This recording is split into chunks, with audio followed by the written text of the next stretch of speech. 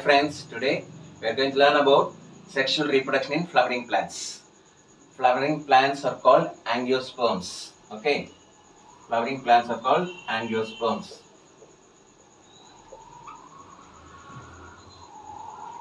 Flower is the reproductive part of the plant.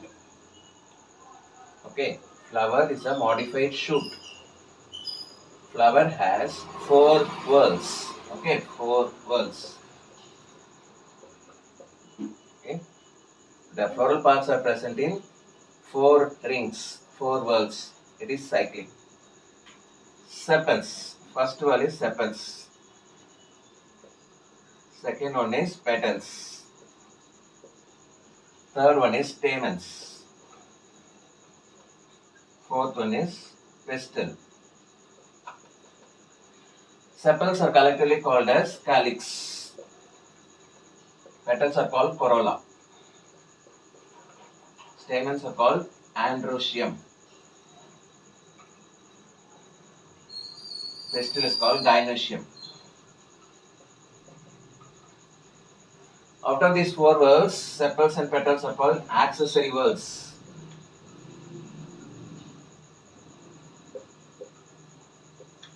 They don't take part in reproduction. They are accessory whorls, they don't take part in reproduction. Whereas these two, they take part in reproduction. So they are all reproductive parts.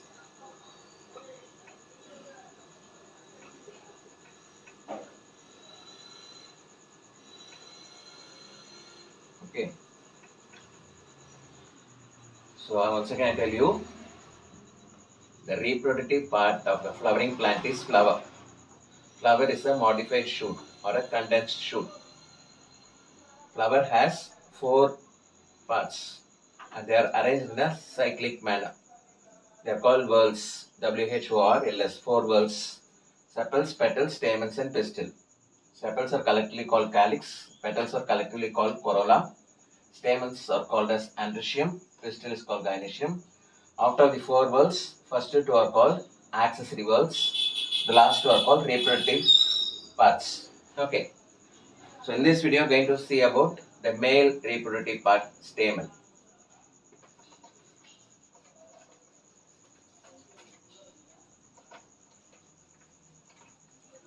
So in this video, I'll clearly explain about 3 main points. So one is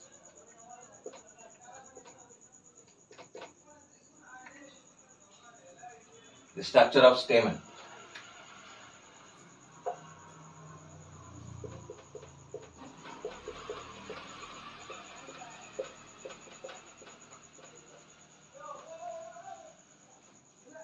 So stamen is the male reproductive part of the flower. Stamen. About stamen we'll see now.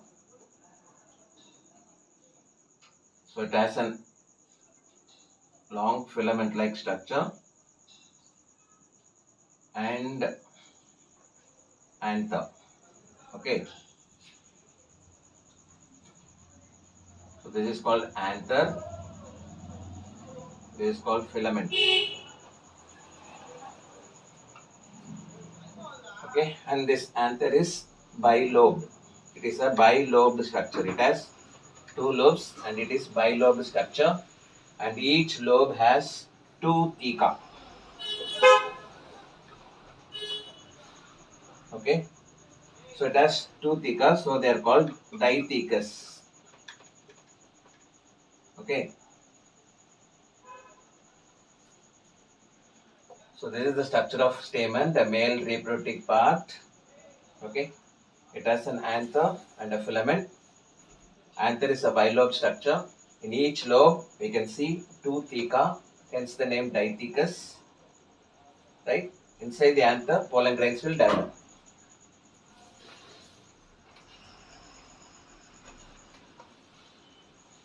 Next, we are going to see structure of microsporangium. Okay.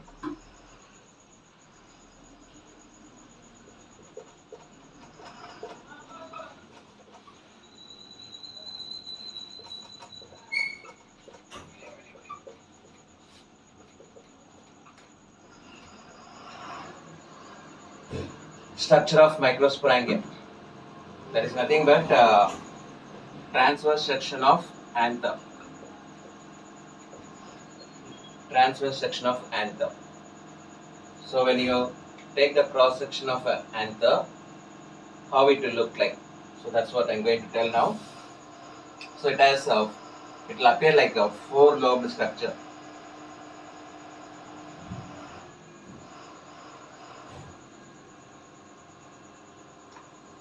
Okay.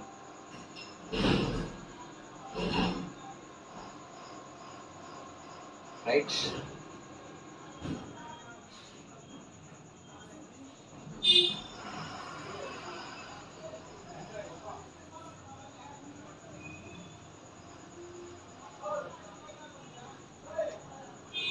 Okay.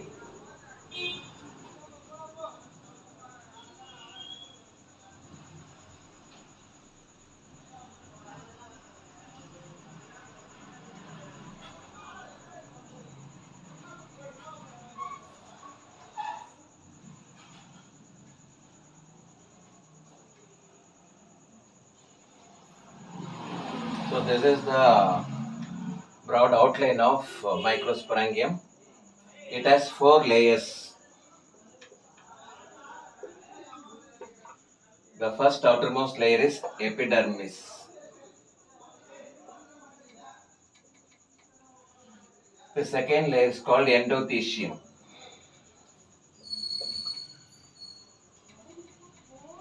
Okay, then it has middle layers. Okay, this structure is the sporogenous tissue.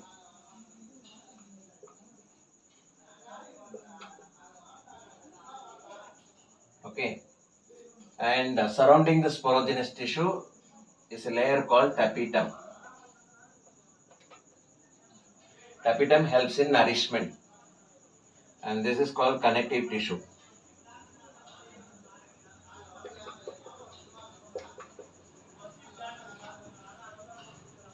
So the structure of microsporangium, it is nothing but transverse section of anther.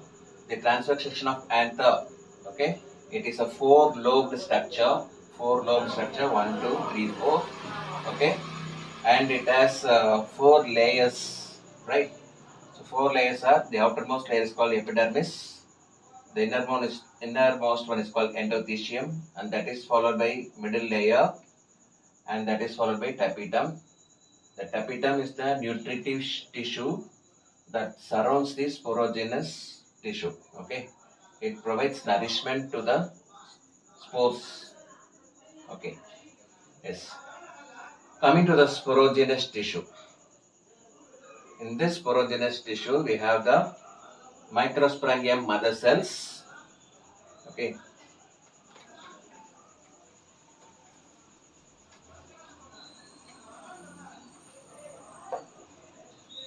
So, microsporangium mother cells.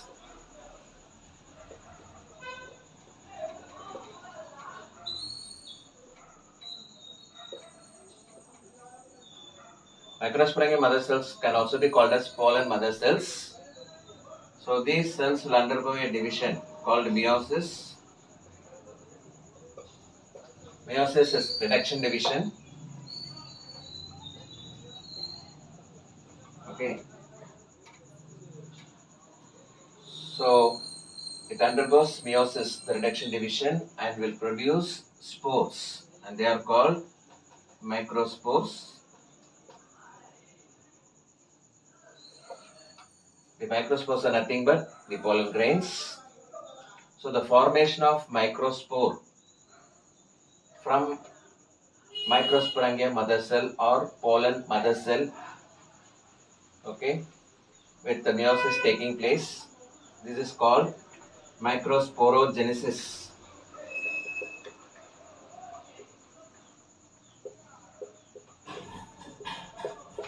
You know that genesis means formation of microspores from microsporangium mother cell, okay, which undergoes meiotic division, and this process is called microsporogenesis.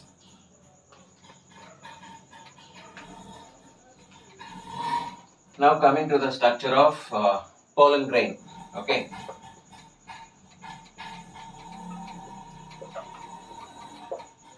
The structure of pollen grain. The structure of pollen grain is very interesting. It has an outer layer called exine and an inner layer called intine.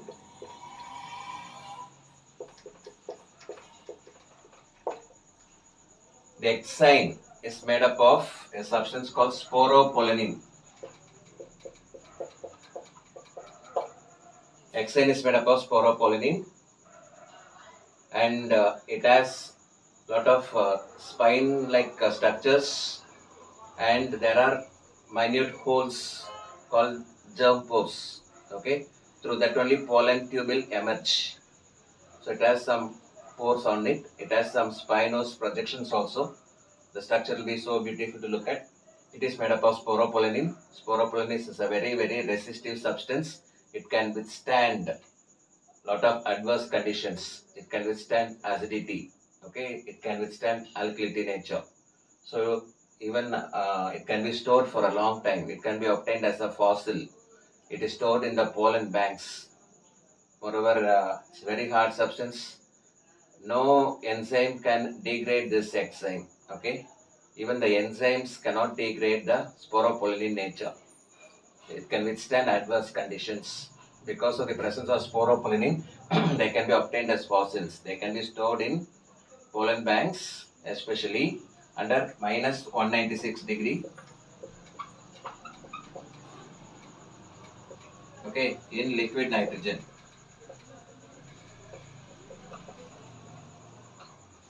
It is a very good, pollen grains are very good food supplement.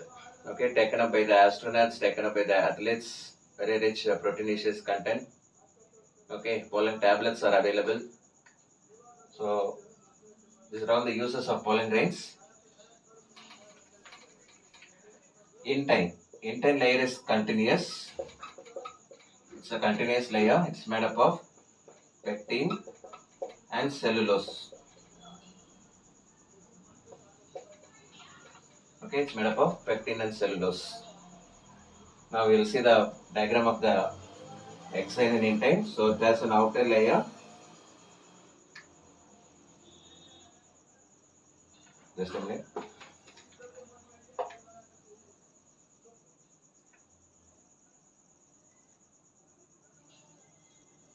So this is how the pollen grain will look like.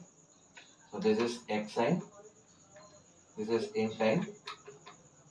This is nucleus. These are all the projections, spinous projections. So this is the outward structure of a pollen grain, right? However, when you carefully observe, the pollen grain has two cells. Okay, the pollen grain has two cells. So it will be like this.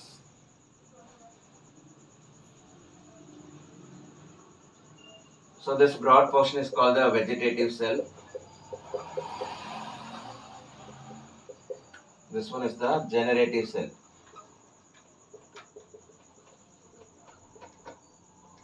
The inner structure of pollen grains will reveal two things. One is the vegetative cell, the other one is the inner generative cell. Vegetative cell is bigger. It stores dense cytoplasm and irregular shaped nucleus, whereas generative cell is somewhat spindle shaped, and here also the nucleus is present. Mostly at this two-celled stage, the pollen grains will be dispersed. Okay, and these pollen grains should immediately go and get seated on the stigma before it loses the viability. Okay, before it loses viability, somehow it has to be dispersed. Okay, the anthers dehisce. When you see the anther, there will be a line of dehiscence. That area it will open and the pollen grains will be spread out. It will be dispersed. And the pollen grains will, there are so many pollination agents that we will study later. So it has to immediately go to the stigma. It should reach the stigma. Okay, before it loses viability. Okay, so this is a structure of pollen grain. Moreover, pollen grains are having that allergic nature. It may cause respiratory disorders, asthma. Okay, so pollen grain is allergic. many will face the respiratory problems. Okay, so that is one condition. Even the pollen grains of Parthenium, okay, that's one important plant. It's also known as carrot grass. So that will produce allergic reactions in human beings. Okay, so with this, we'll come to the end of this session. In my next video, we'll talk about Megasporangium. Thank you all. Please, if you like my video, kindly share and subscribe. Thank you.